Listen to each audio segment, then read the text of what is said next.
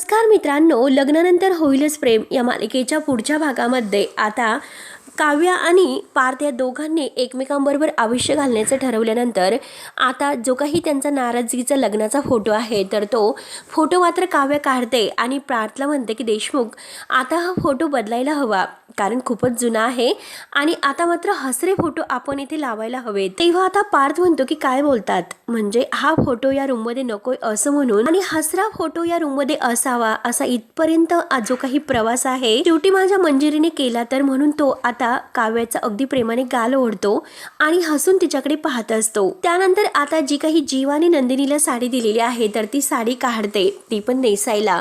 तेव्हा आता जीवा म्हणतो की काय ही साडी, तर आता नंदिनी म्हणते की हो ही साडी, कारण तुमच्या पहिल्या पगारातून ही साडी तुम्ही माझ्यासाठी आणलीस। तेव्हा आता जीवा म्हणतो की आता तू इतक्या कौतुकाने बोलते म्हणल्यानंतर तुला ही साडी खूपच आवडलेली दिसते। तेव्हा आता नंदिनी म्हणते की फक्त साडी नाही पण जीवा तुम्ही सुद्धा मला खूपच आवडायला लागलात आणि या पार्टी नंतर मात्र मी माझ्या मनातील जे काही आहे ते सगळं तुम्हाला सांगून टाकणार आहे। म्हणून नंदिनी जीवाकडे पाहत आता पार्टी नंतर त्याला प्रपोज करण्याचं ठरवते, परंतु मध्येच मात्र काय धमाका होणार आहे हे तर आपण आता पुढच्या भागामध्ये पाहणार आहोत। नंदिनी सुद्धा आता जीवाबरोबर खुश होण्याचं आणि आयुष्य घालण्याचं ठरवते आणि इकडे पार्थ आणि काव्या यांच्या सुद्धा अगदी आनंदाच्या संसाराला सुरुवात झालेली असते।